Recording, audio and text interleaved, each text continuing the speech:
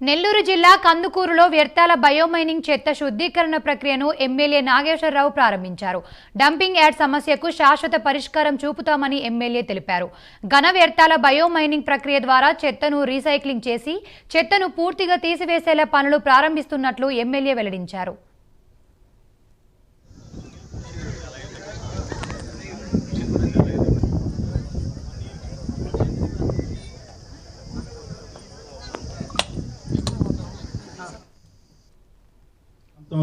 కొన్ని దశాబ్దాల నుంచి కందుకూరు పట్టణంలో ఈ లెగసీ వేస్ట్ డంపింగ్ యార్డు ఈ ప్రాంత ప్రజలు ఏ విధంగా వర్షాకాలంలో దుర్వాసనతో ఏ విధంగా ఇబ్బంది పడతా ఉన్నారో మనందరం కూడా చూసాం.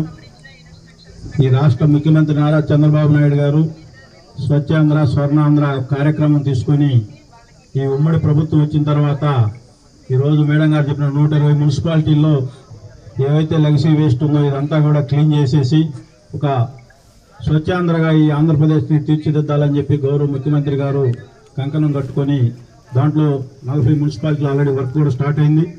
దాంట్లో మనం కూడా ఉండడం నేనైతే అదృష్టంగా భావిస్తా ఉన్నాను.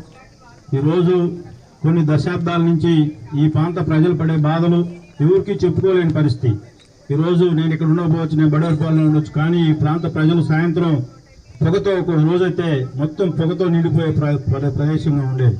ఇవన్నీ కూడా గత పాలకులు ఇటువంటి ఆలోచనలు పట్టించుకోకుండా ఇటువంటి మన ప్రాంత ప్రజలను ఇబ్బందులు పడతా ఉన్నా కూడా వాళ్ళకి అవసరాలు తీర్చుకొని వాళ్ళు ఏదో టైం పాస్ చేశారు. కానీ రాష్ట్ర ముఖ్యమంత్రి గారు అలాగే మన మున్సిపల్ శాఖ మంత్రులు నారాయణ గారు కూడా ఈ రాష్ట్రాన్ని ఒక అభివృద్ధి ఆంధ్రప్రదేశ్గా తీర్చిదిద్దాలని చెప్పి ఈ కార్యక్రమం చేపట్టినందుకు ముందుగా వాళ్ళిద్దరికీ హృదయపూర్వక ధన్యవాదాలు తెలియజేసుకుంటా ఉన్నాను.